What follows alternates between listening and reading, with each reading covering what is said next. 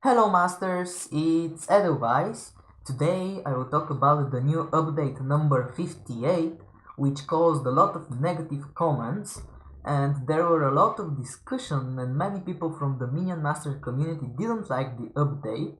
The main concern was the change of the ability of Xiaolong, but I will talk about all the new changes that come up with the update, and I will explain why the update is good and actually fun and exciting.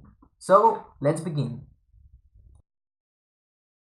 The first thing that I will talk about is the new card Lost Legionaries. For a 3 mana card, it can give great amount of value. It is very similar to the Warrior, but it can be split to capture the 2 bridges. So even if it's weaker than the Warrior, it can give more bridge control.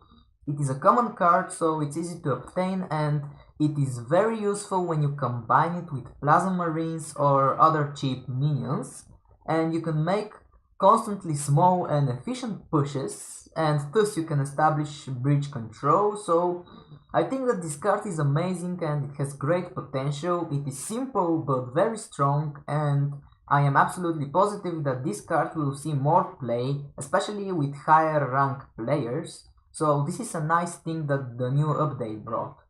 The second thing is the change of King Puff perk 2.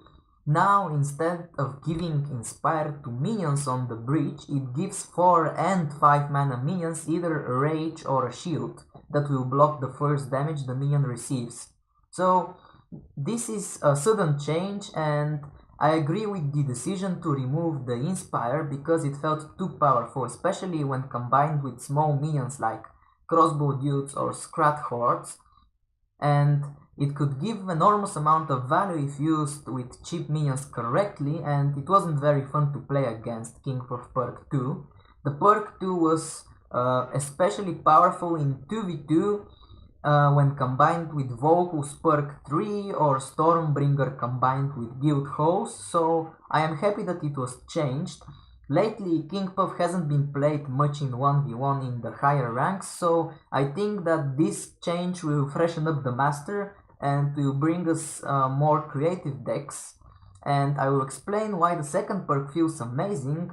Unlike his old perk, King Puff now is sort of restricted to playing higher mana minions, but perk 2 feels impactful as well, and to me it actually feels much more powerful than the latter version.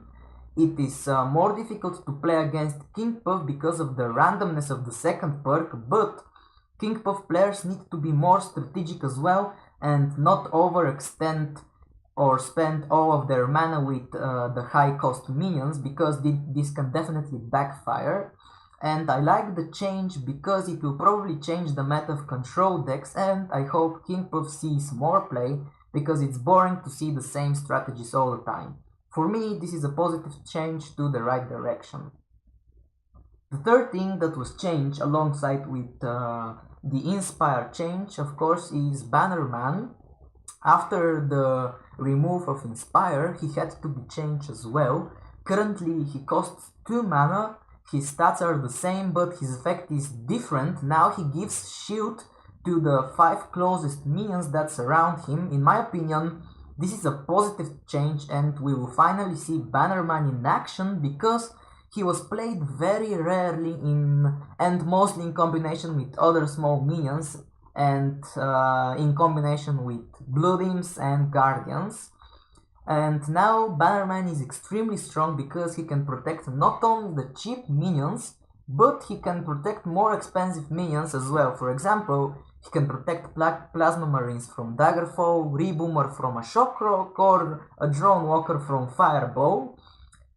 His use is similar to the Black Hole because he can instantly defend against damage dealing spells, and he's actually cheaper than the Black Hole, so this makes him better. But don't forget that he costs only 2 mana, not 3. In my opinion, this is a positive change as well, and we will see the Bannerman in higher ranked games.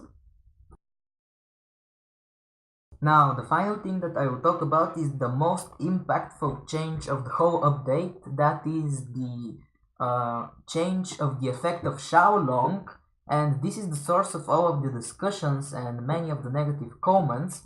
Basically, Xiaolong's effect was changed.